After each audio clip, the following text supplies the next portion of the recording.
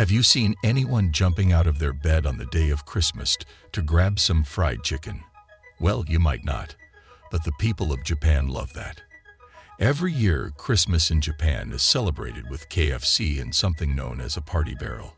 If you don't book your buckets in advance, then you will probably be stuck in a ridiculously long line. 3.6 million Japanese families buy KFC every Christmas, and with time, it has become a tradition for them. The craze of KFC in Japan is a genius marketing strategy. Don't believe us? Check this out. Hey there, I hope you all are doing well. Today we will talk about the long hidden scenes of KFC that make the sales go crazy during Christmas. If you are lucky enough, you might even get a glimpse of Colonel Sanders, the CEO and mascot of KFC, fully dressed as Santa. He has become a symbol of Christmas in Japan. Try searching for Christman in Japan. The first and foremost result will be Colonel Sanders in a Santa suit. Even though Christmas has become pretty much popular in Japan, not many are Christian among them. This is the reason they don't follow all the traditions that are being followed in the West, such as the traditional turkey dinner. As per the reports by BBC, the story dates back to the year 1970 when the first KFC store was introduced in Japan. One night, the first ever store manager, Mr. Takeshi Okawara, suddenly woke up in the middle of the night.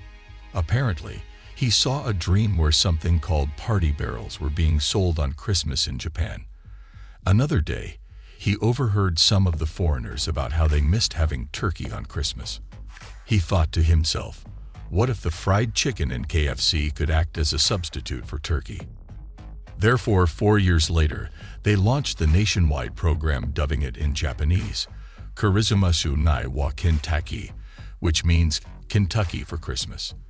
The company put in heavy effort for the advertisement of its national program. Some people say that the catchphrase, Christmas Kentucky, got very much popular. The idea was a great hit, more during the 90s, as KFC invested a huge amount of money in their advertisement campaign to emphasize the association between KFC and Christmas with the Japanese people. For a long time, they advertised their collaboration to keep the campaign in the mind of people. And it definitely worked out. They also used the imagery of none other than Colonel Sanders, all dressed up in Santa suits. All Asian countries respect their elders a lot, specifically countries like Japan, Korea, etc. So, having an old man with a typical Santa suit really did work in their favor. Well, it was so effective that people took Colonel Sanders as their symbol of Christmas in Japan. Over the years, Okawara also got promoted. From a general manager, he went on to become the president and CEO of Kentucky Fried Chicken in Japan from 1984 to 2002. They had an opening line that said, "There is not one Christmas tradition in Japan. Why not fill the voids with buckets of chicken?" It hit off really well. In today's time, the offer has improvised itself. Now families can opt for meal-sized boxes along with cake, wine, and chicken. The KFC Christmas dinner started from a box of chicken that cost 37.80 yen to a premium meal that consisted of a whole roasted chicken. The latter cost 5,800 yen. Although they managed to gain much popularity, they appeared to be quite sneaky. Their ads showed that KFC during Christmas was quite a popular culture in America, and the Japanese people thought that if it was so popular in other parts of the parts, why not give it a shot? They don't have any clue that KFC has come up with it just to increase sales. Originally, we knew that KFC originated in America, but if somebody showed up with boxes of chicken from KFC during Christmas, then surely the person would have to face some weird looks. In Japan, it fills up the gap of not having any kind of tradition for Christmas, and it is because the family members gather together and share a heartfelt meal. You won't believe that the KFC Christmas has been so popular in Japan that people book their buckets much before, or else you are going to end up in long lines for several hours just to get your party barrel.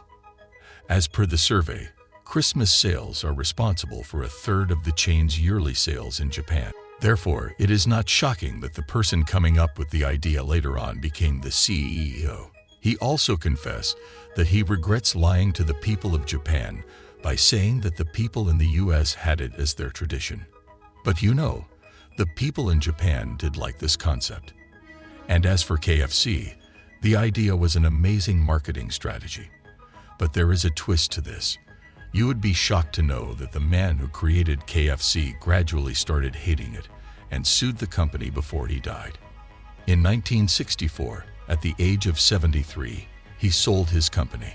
He thought that at this point in time, retirement would allow him to enjoy the last moments of his life. Sanders loved being part of KFC, and because of that, he traveled all over the world for several promotional campaigns. He also made numerous TV appearances. He did all of those wearing his one and only iconic white suit. In the meantime, the company that bought KFC made some significant changes that aided in the growth of the business and came up with many new locations. But in the year 1971, John Brown had to sell the company to a giant food conglomerate under some unavoidable circumstances, and thus things began to change from there on. Unlike Brown, who had agreed not to change the composition of the recipes, the new owner did not agree to it. For instance, he changed the ingredients of the gravy to a much cheaper one. A company executive said, "Let us agree to the fact that Colonel's gravy was exquisite, but you don't need any kind of special skills to prepare it." Even after this, KFC seemed to expand a lot faster, and they wanted to streamline. This is why they made some changes. Now the main thing is that the Colonel still went to the KFC stores by himself, and when he tasted the gravy, he said that it tasted nothing but horrible. They must not sell that horrible thing. He was also not flattered by the chickens and said that it tasted just like a fried dough ball stuck on some pieces of chicken. He critiqued them so harshly that the company that won its franchise sued him for libel in 1978, but the case got thrown out. Sanders got furious at this behavior and also upon the orders that KFC was taking under the leadership of the new owners. As a result of this, he came up with his competing business, rather called a restaurant under the name of Claudia Sanders, the Colonel's Lady Dinner House.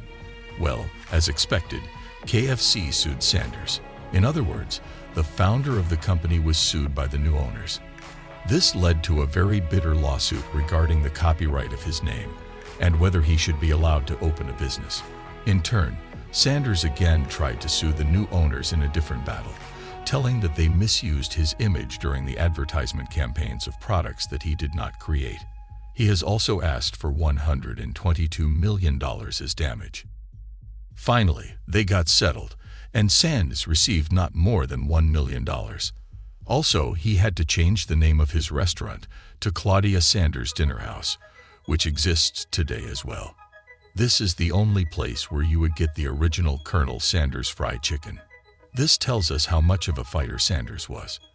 However, in the year 1980, he succumbed to a very deadly condition of leukemia at the age of 90. He worked till his last days and said that he would never like to retire. To date, there are more than 20,000 outlets of KFC all over the world.